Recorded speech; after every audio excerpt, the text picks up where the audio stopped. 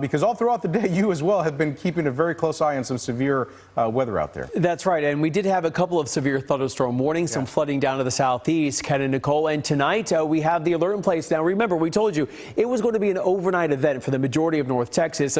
Strong to severe storms possible late tonight and into the morning hours. Threats are damaging winds, flooding, and then the hail threat. It's higher to the west, but still some small hail possible overnight. Flood watch for parts of North Texas through Thursday afternoon into the forecast. Additional strong storms again for late tomorrow night. So let's take a look at exactly what's going on right now on the first alert, satellite and radar combined. And you can see that we have some activity making its way from the south to north, where there's been a large amount of rain through parts of Freestone and Limestone County. Flash flood warnings continuing now until about 12:45 in the morning with a large amount of rain there. But I want to show you how we're now seeing this line of storms really coming together. That upper level support is swinging its way closer towards parts of North Texas. These storms developed along the dry line. Now we do have that severe thunderstorm warning still to the north of Abilene. This whole entire complex is going to be making its way from west to east, and that's why we're watching the first alert radar for tonight as this line is going to move its way in.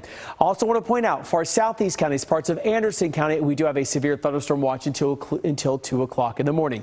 So a couple of areas we're watching. First alert futurecast shows that this complex of storms between 11 to near midnight starting to work its way into the west sides of North Texas. At least the latest data coming in shows it might be starting to weaken by the time we go to 1 to 2 in the morning, west sides of North Texas. So this is slowed down from our latest run that we saw. So going into the early morning hours, making its way over the 35 corridor and then breaking up and making its way to the east. Most of tomorrow is dry, maybe some spotty showers, but then another complex of storms coming in tomorrow night with the potential of maybe some damaging winds and some flooding rain with that as it moves its way from west to east. So we'll keep our eyes on it. The flooding is a concern. Flood watch remains in effect through 1 p.m. before tomorrow. You're able to see that does include all the way from Kaufman County, Van Zandt County, down to Bosque County, and to the southeast, where we have ongoing flooding right now through parts of Limestone and Freestone County. So the risk is there, slight risk of any storms reaching severe limits in these overnight hours. And then tomorrow it shifts back to the west a bit, marginal risk for maybe early Thursday as these storms move their way on through. So the rain is in the forecast all the way through the end of the week into the weekend. Another round of rain and storms on the way.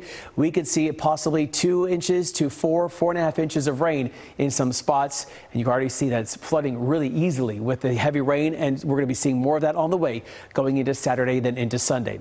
Where are we sitting right now? 76 degrees, south winds holding on at 10 to 15 across the Metroplex, in the mid 70s to the upper 70s. A little bit cooler where we saw some rain. Granbury about 68 degrees.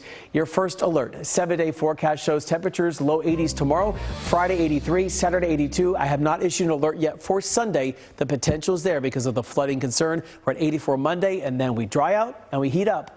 We're going to be sweating on Tuesday and Wednesday, highs in the low 90s. We appreciate you and the First Alert Weather Team, Scott. Thank you.